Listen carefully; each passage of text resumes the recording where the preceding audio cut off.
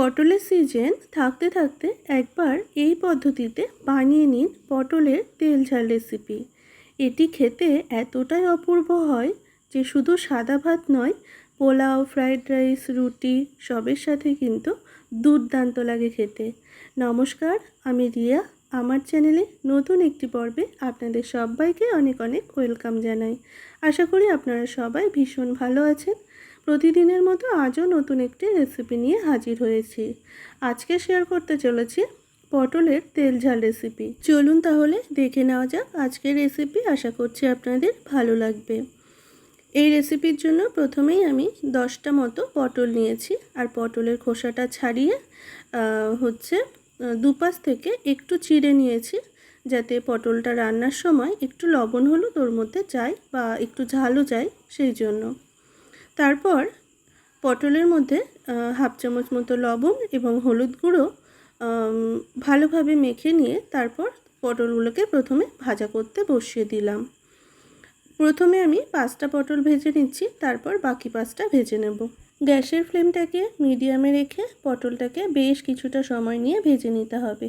তার মাঝে চলুন তাহলে একটা মশলা রেডি করে নেওয়া যাক। এখানে আমি একটা মিক্সিং জার নিয়ে নিয়েছি। প্রথমে নিয়ে নেব পেঁয়াজ।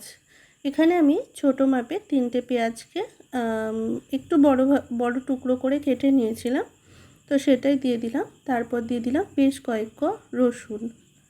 এরপর দিয়ে দেব আদা, আর তারপর দিয়ে দেব বেশ খানিকটা কাঁচা লঙ্কা। এখানে প্রথমেই বললাম যে পটলের তেল ঝাল, হালকা একটু ঝাল ঝাল হবে রান্নাটা, সেই জন্য ঝালের পরিমাণটা একটু বেশি রেখেছি। তারপর সামান্য একটু জল দিয়ে মশলাটাকে আমি রেডি করে নিয়েছি। এরপর দেখে নেওয়ার পালা পটলটা কতটা ভাজা হয়েছে। দেখুন পটলটা খুব সুন্দর ভাজা হয়েছে। সব পটলগুলো ভেজে নিয়েছি।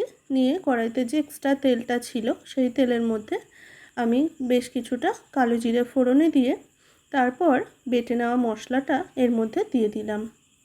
মশলাটাকে বেশ কিছুটা সময় নিয়ে অল্প আঁচে রেখে ভেজে নেব। এরই মাঝে এর মধ্যে দিয়ে দেব গুঁড়ো মশলাগুলো।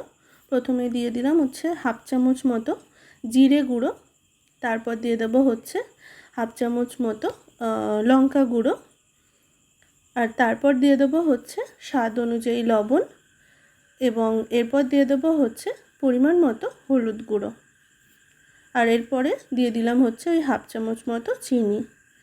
মশলা কষানোর সময় যদি চিনি দেওয়া হয় যে কোনো রান্নার টেস্টও ভালো হয়, তার সাথে সাথে কিন্তু রান্নার কালারটাও কিন্তু দারুণ হয়। মশলাটা দেখেই বুঝতে পারছেন কালারটা কিন্তু অসাধারণ এসেছে। এরপর এর মধ্যে মশলাটাকে খুব ভালোভাবে কষিয়ে নিয়ে দিয়ে দিয়েছিলাম ওই 1 চামচ মতো ফ্যাটানো টক দই, সেটা দিয়েও খুব ভালোভাবে কষিয়ে নিয়ে তারপর দিয়ে দিলাম একটা ছোটো মাপের টমেটো দিয়ে খুব ভালোভাবে কিন্তু মশলাটাকে বা গ্রেভিটাকে আমি রেডি করে নিয়েছি। তারপর এর মধ্যে দিয়ে দিলাম আগে থেকে ভেজে রাখা পটলগুলো দিয়ে আমি ওই মিনিট 2 মতো একটু কষিয়ে নেব।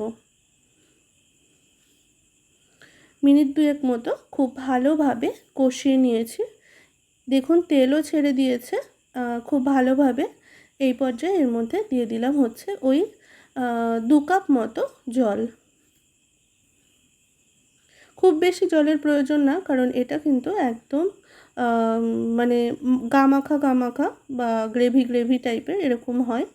বেশ 4 থেকে 5 মিনিট হাই হিটে ফুটিয়ে নিয়েছি।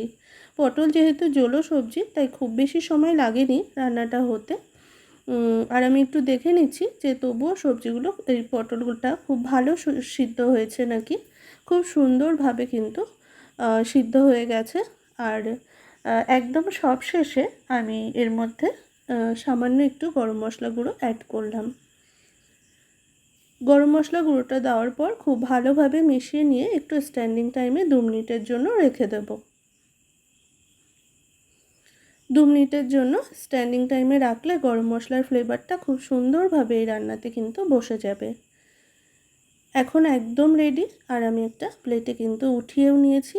একদম পরিবেশনের জন্য তৈরি হয়ে গেছে আমাদের আজকের রেসিপি পটলের তেল ঝাল রেসিপি।